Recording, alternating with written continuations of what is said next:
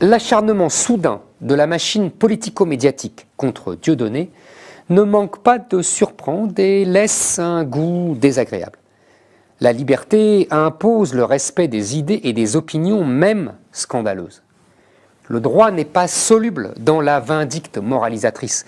En Angleterre ou aux États-Unis, Dieudonné ne serait pas inquiété par la justice. Les comiques ont toujours fait de la politique.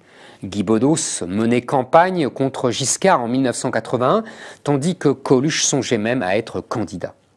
On voit trop l'habileté de communicant de Manuel Valls, soucieux de soigner son image de farouche républicain pour mieux dissimuler son échec face à la délinquance. Il est ridicule et dérisoire de transformer Mbala en nostalgique du Troisième Reich.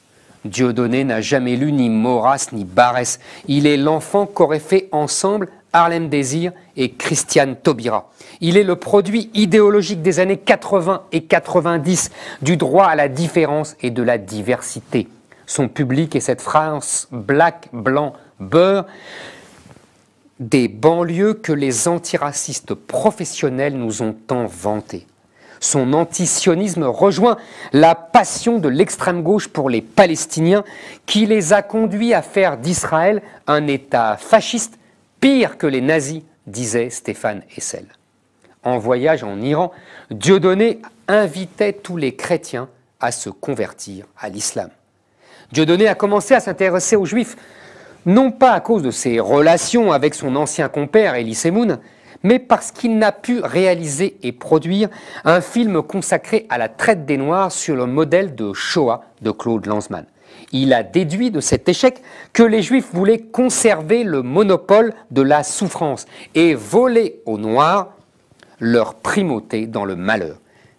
Que cette usurpation prouvait et fondait à la fois leur puissance. Cette concurrence victimaire, Dieudonné l'exprime en blague où la provocation vire de plus en plus au pire antisémitisme, quand Christiane Taubira, elle, façonne une loi sur la traite négrière érigée en crime contre l'humanité sur le modèle de la loi Guesso. Dieudonné est le produit paradoxal d'une époque qui a connu la sacralisation de la Shoah, érigée en quasi-religion républicaine, et dans le même temps, son extrême banalisation, la moindre rafle de Rome sans papier, rappelant les heures les plus sombres de notre histoire.